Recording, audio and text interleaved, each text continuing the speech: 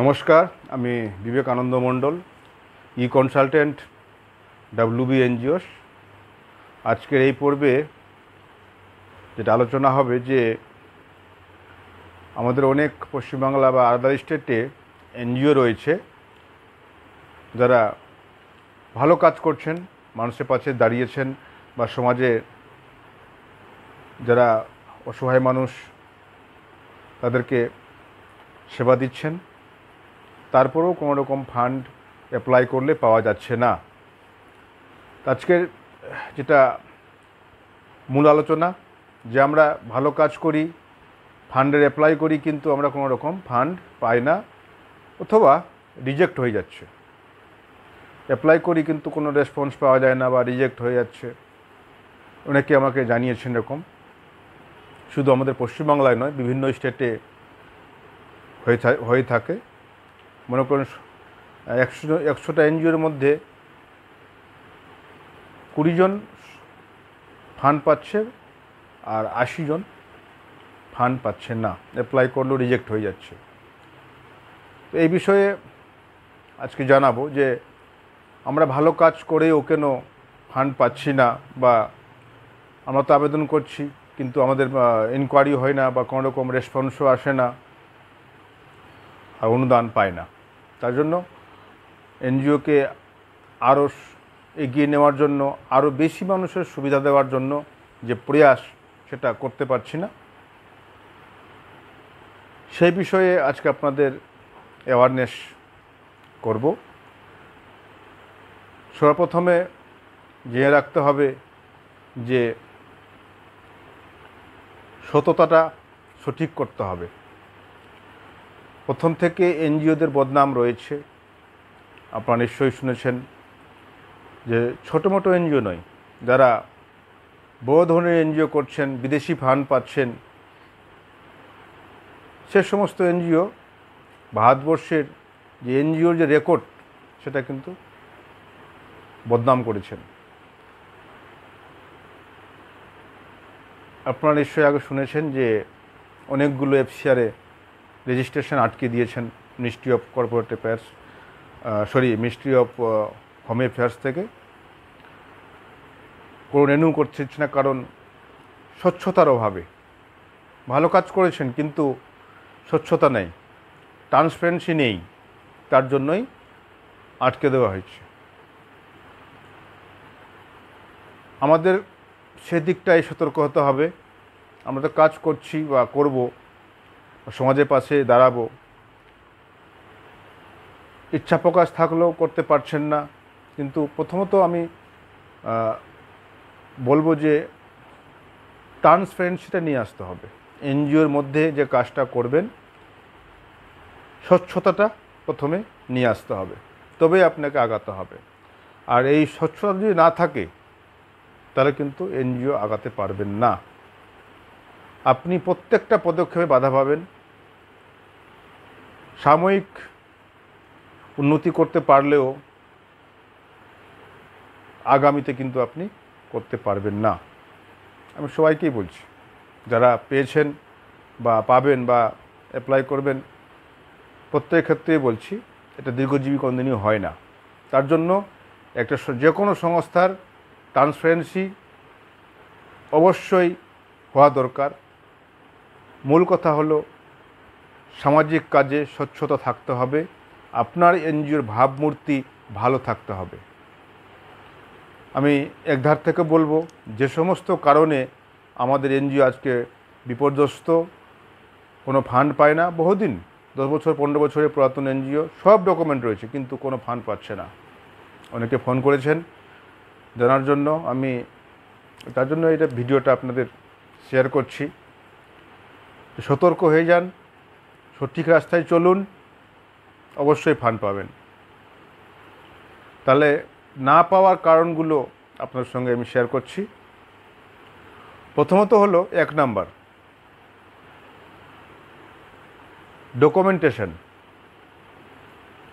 ডকুমেন্টেশনের ক্ষেত্রে আমাদের সঠিক থাকে না। এটা আগেও বলেছি আমি। এনজিও ডকুমেন্টেশন ফার্স্ট, আপনার ডকুমেন্টেশন আপনার লাগবে। ডকুমেন্টেশন যদি ভুল থাকে আপনি ফান্ড পাবেন না বা রিজেকশন হয়ে যাবে। বলবেন আমার সব ডকুমেন্টেশনে আছি। আপনাকে আমি উদাহরণসহ বলি যে এনজিওর সমস্ত জিনিস ঠিক আছে, আপনি অডিট রিপোর্ট করেছেন, আপনি অডিটের যে এক্সপেন্ডিচার দেখিয়েছেন, ইনকাম দেখিয়েছেন, অ্যাসেট দেখিয়েছেন, সেটা কিন্তু সঠিকভাবে করেন না ম্যাক্সিমাম এনজিও।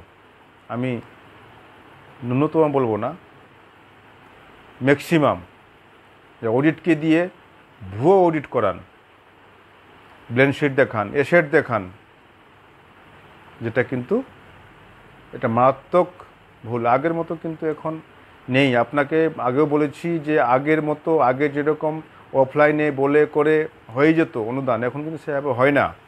আপনারা কখনোই এটা ভাববেন না যে আমি ভুল তথ্য দিয়ে আমি কোনো জায়গাতে ফান্ড পেয়ে যাব। তাহলে 1 নম্বর হলো ডকুমেন্টে আপনার সবচেয়ে বড় জিনিস যেটা আপনাকে ধরবে সেটা হলো অডিট রিপোর্ট। অডিট রিপোর্টে যে আপনি অডিট রিপোর্টের সঙ্গে আপনার ব্যাংক স্টেটমেন্টের মিল থাকতে হবে। মনে করুন আপনি কোনো গভর্নমেন্ট বা কোনো সিএসআর বা কোনো যা ফান্ডিং এজেন্সি জানিয়েছেন যে আমি এত টাকার কাজ করেছি, আমার এই আমি পেয়েছি। সেটা আপনি কি করেছেন? সাবস্ক্রিপশন দেখিয়েছেন, ব্যাংকে কোনো ট্রানজ্যাকশন নেই, এটা কিন্তু কেউ মানবে না। আপনি ব্যাংকে করেননি কেন? যদিও করে থাকেন, যদি সত্যিকার যদি আপনার ইনকাম হয়েছে এনজিওতে, তাহলে আপনার ব্যাংকে জমা পড়েনি কেন? তাহলে নিশ্চয়ই আপনি এটা লুকিয়েছেন। আর যদি নাই হয়ে থাকে তাহলে আপনি এটা ভুয়ো দেখিয়েছেন। যে ফান্ড দেবে সে কিন্তু আপনার ব্যাংক স্টেটমেন্টের সঙ্গে অডিটেড স্টেটমেন্ট মিলিয়ে দেখবে। সেখানেই বেশিরভাগ এনজিওই ক্যান্সেল হয়ে যায়। হলো, তাহলে 1 নম্বর গেল। আমাকে কি করতে হবে? ডকুমেন্টসের ক্ষেত্রে যে উদাহরণ বললাম, সব কিছু ডকুমেন্ট থাকা সত্ত্বেও আমার স্টেটমেন্ট, লেজার বুক, ক্যাশ বুক, অডিট স্বচ্ছ থাকতে হবে। আমার কম আছে তো কমই আছে, আমি কোনো বাড়িয়ে করতে যাব না। আমি যদি 2 লক্ষ টাকারই যদি আমি ইনকাম এক্সপেন্ডিচার করি, পেমেন্ট রিসিভ করে থাকি, তাহলে 2 লক্ষ টাকাই করব। আমি সেটা বাড়িয়ে দেখি আমার কোনো লাভ নেই, কারণ আমি তাকে দেখাতে পারবো না, ভাউচারও নিয়ে আসতে পারবেন না আপনি। 2 নম্বর যেটা হলো আপনার ফিল্ড ওয়ার্ক। আপনি যে বিষয়ে অ্যাপ্লাই করবেন সেই বিষয়ে আপনার দক্ষতা থাকতে হবে। আপনি মনে করুন হেলথ বা এডুকেশন আপনার করেছেন বা আপনি অ্যাপ্লাই করেছেন, আপনি করেননি কোনো দিন, আপনি ভুয়ো ছবি দিয়ে আপনি অ্যাপ্লাই করলেন বা আমি করব বললে কেউ ফান্ড সহজে দিতে চায় না। আপনাকে যদি এক্সপিরিয়েন্স থাকে বা আগে থেকে যদি আপনি এডুকেশন হেলথ প্রোগ্রাম করে থাকেন, প্রপার ডকুমেন্ট থাকে, তাহলে কিন্তু আপনাকে সেইগুলো ডকুমেন্ট এভিডেন্স আপনাকে দিতে হবে এবং সেই এভিডেন্সের সঙ্গে আপনাকে মিল থাকতে হবে। 3 নম্বরে, প্রতি বছর সঠিক সময়ে আইটিআর আপনার সে ট্যাক্স লাগুক না লাগুক, 0 আইটিআর ফাইল আপনার করতে হবে। এখন ম্যাক্সিমাম এনজিও 1280G রয়েছে, তাদেরকে 0 আইটিআর ফাইল করতে হবে। আইটিআর বাধ্যতামূলক। আপনারা ভুলে যাচ্ছেন, আপনারা ফাইন দিয়ে আইটিআর যখনই অ্যাপ্লাই করতে যাচ্ছেন তখন ফাইন দিয়ে আইটিআর করে অ্যাপ্লাই করছেন। সবাই বুঝে এগুলো, যেখানে অ্যাপ্লাই করবেন সেও জানে কবে হয়েছে এটা। সেই আইটিআর দিয়ে আপনি অ্যাপ্লাই করছেন, টাইমে করছেন না। ট্যাক্স ডিপার্টমেন্টে যে ফাইন দিয়ে আপনি আবার আইটিআর করছেন কেন? সময়ে করুন, আপনার ডকুমেন্ট ঠিক রাখুন। আইটিআরটা আপনাকে ঠিক রাখতে হবে এনজিওর, সে জায়গাটা পুরো ক্লিন থাকতে হবে। 3 নম্বর, যদি আপনি কোনো অনুদান পেয়ে থাকেন তার প্রপার ভাউচার মেনটেন করতে হবে। প্রপার ভাউচার, ইউটিলাইজেশন সার্টিফিকেট সব কিছু আপনাকে মেনটেন করতে হবে এবং যে অ্যাপ্লাই করতে গেলে ওগুলো দিতে হবে। ইনকোয়ারি করলে আপনাকে দেখাতে হবে যে আমি পেয়েছি। 4 নম্বর, সমস্ত যদি কোনো কিছু আপনি চেঞ্জ করে থাকেন, আপনার অ্যামেন্ডমেন্ট চেঞ্জ করে থাকেন বা আপনার কমিটি চেঞ্জ করে থাকেন, সমস্ত জিনিস আপনার অনলাইন পোর্টালে আপনাকে আপডেট করতে হবে। আপনি আপনার যেরকম এনজিও দর্পণে কমিটি আপনি রয়েছে আপনার এখানে 2 বছর ধরে আলাদা কমিটি আপনি অর্গানাইজ করে যাচ্ছেন, হবে না। সমস্ত জায়গায় আপনার কমিটি চেঞ্জ করতে হবে। একটা গেল। তারপর তিনটে ভুল রয়েছে আপনার, এই 3টে ভুল আপনাকে ঠিক করতে হবে। তারপর যেটা হলো যে আপনার যেটা বলবো যে আপনার নিজস্ব এনজিওর একটা ভিত থাকতে হবে। কীরকম ভিত? অর্গানাইজেশানে আপনি ভাড়া বাড়িতে করছেন, আপনার একটা নিজস্ব এগ্রিমেন্ট থাকতে হবে। আপনি বহুদিন ধরে ভুয়ো এগ্রিমেন্ট দেখাবেন না, নিজস্ব অফিস থাকলে ভালো। ডেকোরাম থাকতে হবে আপনার অফিসের, যে আপনি একটা অফিস করেছেন, মানুষের সেবা দিচ্ছেন, মানুষজন এলাকায় জানে। আপনার ওয়েবসাইটের মাধ্যমে আপনাকে আপনার যে অর্গানাইজেশনে কাজকর্ম মানুষের কাছে পৌঁছে দিতে হবে। কোনো কিছু করতে গেলে আপনাকে ধরুন মিডিয়া বা পেপারে আপনাকে দিতে হবে। এগুলো জিনিস আপনাকে কিন্তু, আমি আগেও বলেছি আবার বলছি, এগুলো জিনিস করতে হবে। এগুলো জিনিস, এই 4টে জিনিস যদি আপনার থাকে তাহলে কিন্তু আপনি আপনার ফান্ড যদি অ্যাপ্লাই করেন, যদি এনকোয়ারি হয়, রিজেক্ট কোনোদিনই হবে না। এরপরে আপনাকে একটা উদাহরণসহ বলি।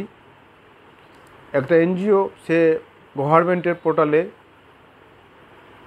মিনিস্ট্রি অফ ট্রাইবাল অ্যাফেয়ার্সের মোবাইল অ্যাম্বুলেন্সের জন্য অ্যাপ্লিকেশন করেছিলেন। সে জানিয়েছিল যে আমি করব, কিন্তু ইনকোয়ারিতে আসেনি। কেন জানেন? ওরা বলতে চাইছে যে আপনি আগে থেকে আপনার অলরেডি এই বিষয়ে কাজ করেছেন কি না, কোনো ডক্টর আছে কি না। তার কোনো ডাক্তার ছিল না, সে একজন ভুয়ো ডাক্তারের নাম দিয়েছিল, অথবা সে আপনার অ্যাম্বুলেন্সের ছিল না, ভাড়াটিয়া গাড়ি নিয়ে কাজ করত।